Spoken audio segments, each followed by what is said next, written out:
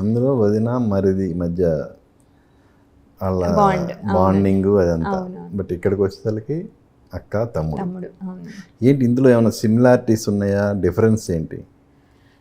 Similarities అసలు లేవండి. Similarities ఏం లేవు అదర్ దాన్ అంటే ఒక ఆఫీసర్ అంతే. ఆఫీసర్ కూడా డిఫరెంట్ అంటే ఆవిడ వేరేగా బిహేవ్ చేస్తారు. ఆవిడ సీరియస్గా ఉంటారు కానీ ఆవిడ హెల్ప్ చేస్తూ ఉంటారు కదా విత్ అదే నాని గారికి. So she is very strict కానీ at the same time she's taking care of him.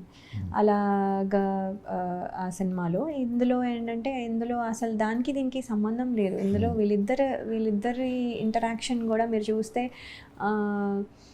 ఒక రకమైన క్లోజ్డ్ ఇంటరాక్షన్ ఉంటుంది. ఎక్కువ ఓపెన్గా హలో తమ్ముడు అనేలా ఉండదు.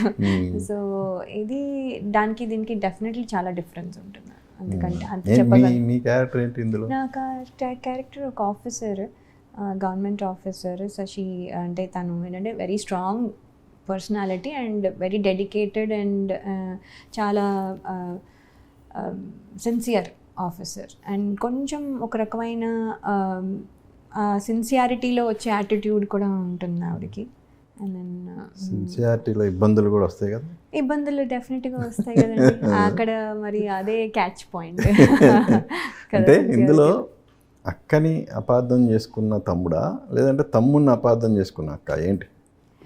అది మీకు ఏం అర్థమైంది సినిమా చూస్తే?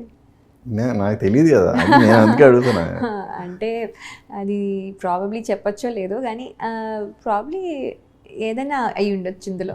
అంటే జనరల్గా హీరో కాబట్టి హీరోని అక్కే అపార్థం చేసుకుంటారు అనేది జనరల్. ఇది సినిమాటిక్గా ఆలోచిస్తే అది 100% అదే. అవును, అయితే అదే అయి ఉంటుంది. అయితే అదే అయి ఉంటుంది అయితే.